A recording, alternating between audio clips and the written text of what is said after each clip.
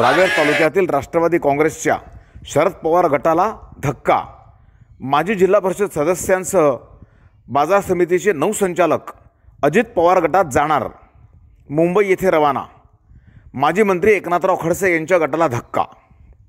आज सकाळी माजी जिल्हा परिषद सदस्य आणि राष्ट्रवादी काँग्रेसचे माजी जिल्हाध्यक्ष रमेश पाटील यांच्या नेतृत्वाखाली सुमारे 150 कार्यकर्ते मुंबई येथे रवाना झाले आहेत।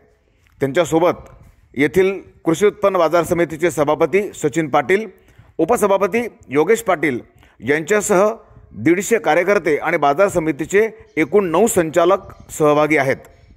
प्रदेश सरचिटणीस रवींद्र पाटील यांच्यासोबत ते अजित पवार यांच्याकडे रवाना झाले आहेत। आज सायंकाळी मुंबईमध्ये हा प्रवेश सोहळा होणार असल्याचे रमेश पाटील यांनी सांगितले। तुम्ही आज अजित पवार गटामध्ये प्रवेश करा आहात का, नेमकं कारण आहे? आज आम्ही अजितदादाच्या राष्ट्रवादी काँग्रेसमध्ये प्रवेश करतो आहोत। संध्याकाळी देवगिरीला हा 5:30 वाजता कार्यक्रम आहे, प्रवेशाचा सोहळा आहे आणि अजितदादांच्या कामावर विश्वास ठेवून आम्ही अजितदादांच्या राष्ट्रवादी काँग्रेस पक्षात प्रवेश करत आहोत।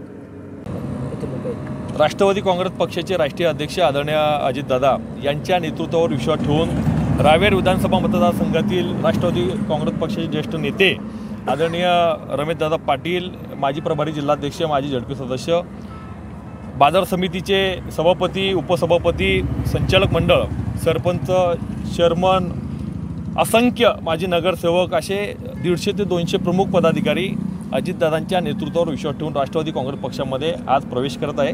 यामध्ये काँग्रेस पक्षाचे लोक आहेत, ठाकरे गटाची मंडळी आहे, असे असंख्य पदाधिकारी आज संध्याकाळी अजितदादांच्या निवासस्थानी पक्ष सोहळा संपन्न होणार आहे।